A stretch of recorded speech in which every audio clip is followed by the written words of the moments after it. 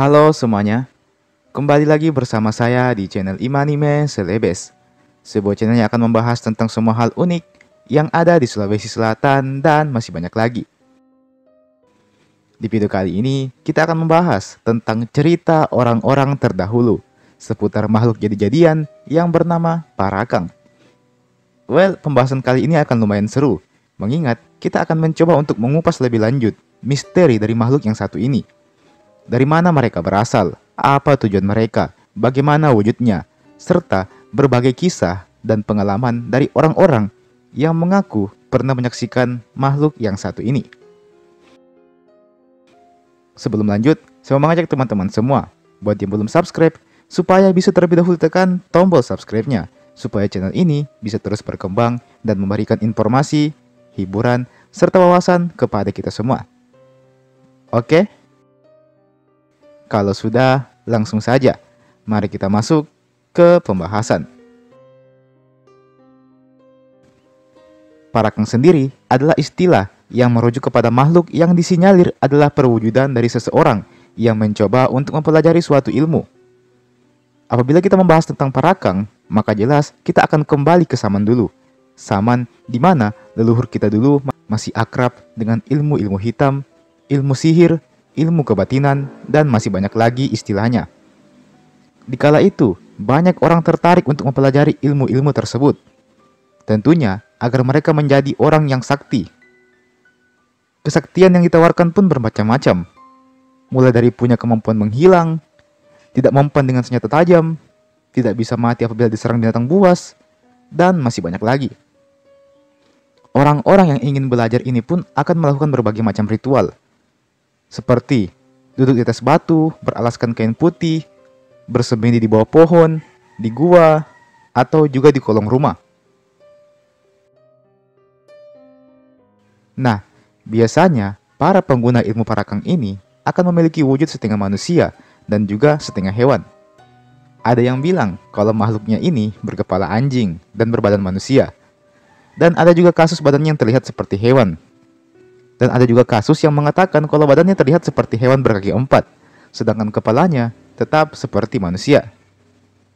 Selain itu, kabarnya Parakang ini juga mampu berubah menjadi tumbuh-tumbuhan. Salah satu yang paling sering adalah pohon pisang.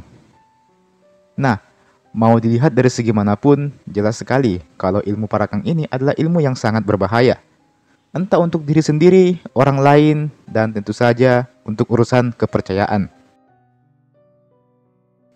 Menurut cerita orang-orang dulu, orang yang memiliki ilmu Parakang ini bisa kita tandai dari ciri-ciri fisiknya.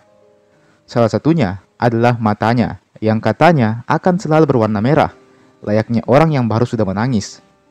Selain itu, orang tersebut juga biasanya tidak mau bertatapan dengan orang lain. Meski begitu, jangan pukul ratai semua. Kalau semisalnya ada orang yang merah matanya atau tidak mau bertatapan dengan kita, maka jangan langsung simpulkan kalau orang itu adalah Parakang, karena bisa jadi orang itu memang baru bangun saja atau memang lagi sakit matanya, atau mungkin dasarnya dia memang orang yang pemalu. Saya sendiri tidak bisa memastikan dari mana ilmu ini berasal. Apakah memang berasal dari Sulawesi atau bahkan dari pulau lain. Meski begitu, salah satu tokoh yang paling populer yang kabarnya menjadi orang yang memperkenalkan ilmu ini adalah sosok Karanggoa yang ke-11, yakni Karangdata Tunibatta. Menurut cerita orang-orang, bahwa beliau adalah sosok yang pertama kali menggunakan ilmu ini. Kemudian, beliau mewariskannya kepada para bawahannya, dan terus ada hingga saat ini. Sampai hari ini pun ilmu ini disinyalir masih ada di antara masyarakat. Meski begitu, saya juga belum bisa memastikan apakah Parakang yang populer di masa ini adalah Parakang yang juga ada di masa lalu. Bisa saja kan ritualnya sudah berbeda, sudah bercampur aduk. Beberapa waktu lalu, tetangga saya pernah mengaku melihat sosok manusia yang terbang dengan sangat cepat. Sosoknya berwarna hitam, menyerupai manusia. Dan kabarnya, sosok tersebut lewat di depannya ketika dia baru pulang salat subuh. Tentu, di sini saya hanya sekedar bercerita. Jangan anggap itu benar, tapi jangan anggap juga itu sebagai suatu kebohongan. Karena memang mereka ada di sekitar kita. Penggunanya pun juga ada di sekitar kita. Cuman kita memang masih minim informasi. Well, orang-orang tua kita dahulu memang dikenal dengan berbagai macam ilmu-ilmu dan kesaktiannya. Orang-orang tua kita dahulu mempelajari ilmu dengan tujuan untuk memperkuat dirinya, seperti bisa menghilang, bisa berteleportasi, bisa tahan terhadap senjata tajam, dan masih banyak lagi. Ilmu ini dasarnya digunakan untuk tujuan yang baik. Ya, ilmu ini dulunya adalah ilmu untuk kebaikan, di mana para penggunanya menggunakan ilmu-ilmu ini untuk membantu sesama dan juga saling melindungi, entah melindungi diri maupun orang lain. Namun, seiring dengan waktu yang terus berjalan maju, para penggunanya sendirilah yang banyak menyalahgunakan ilmu ini.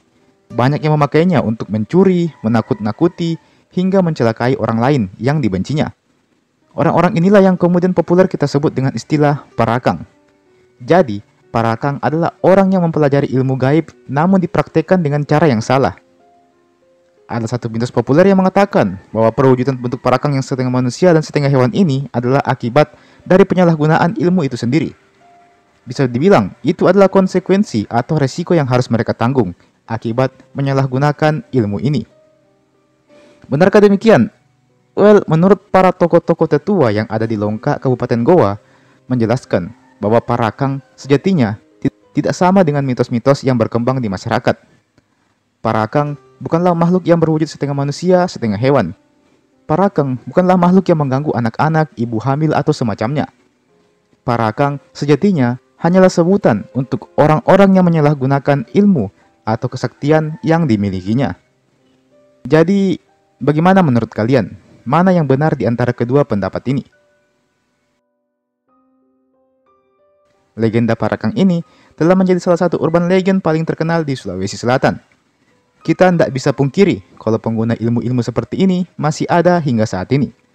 Entah dia ada di sekitar kita atau di tempat lain, ilmu parakang dianggap masyarakat adalah ilmu yang bisa mengubah seseorang menjadi makhluk jadi-jadian, setengah hewan, setengah manusia, yang bertujuan untuk mencelakai orang lain. Meski begitu, ada pula pendapat yang lebih masuk akal mengatakan bahwa sejatinya parakang adalah istilah untuk orang-orang yang melakukan penyimpangan atau dengan kata lain menyalahgunakan ilmu yang dimilikinya.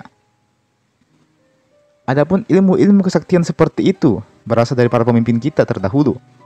Ilmu-ilmu ini awalnya ditujukan untuk kebaikan, namun pada prakteknya banyak orang yang menyalahgunakan ilmu tersebut. Orang-orang inilah yang kemudian dikenal dengan istilah parakang. Jika teman-teman punya pendapat atau informasi lain, maka silakan tuliskan di kolom komentar di bawah. Mari sama-sama kita berdiskusi dan berbagi cerita di kolom komentar di bawah. Oke? Jangan lupa untuk like ini video, jangan lupa juga untuk share ini video ke teman-teman yang lain, dan jangan lupa juga untuk subscribe ke channel ini tentunya. Dan nyalakan juga loncengnya, supaya tidak ketinggalan kalau ada video baru yang saya upload di channel ini. Dan sebagai penutup, saya ucapkan terima kasih banyak telah menonton video ini sampai habis, dan sampai jumpa, sampai bertemu di video berikutnya.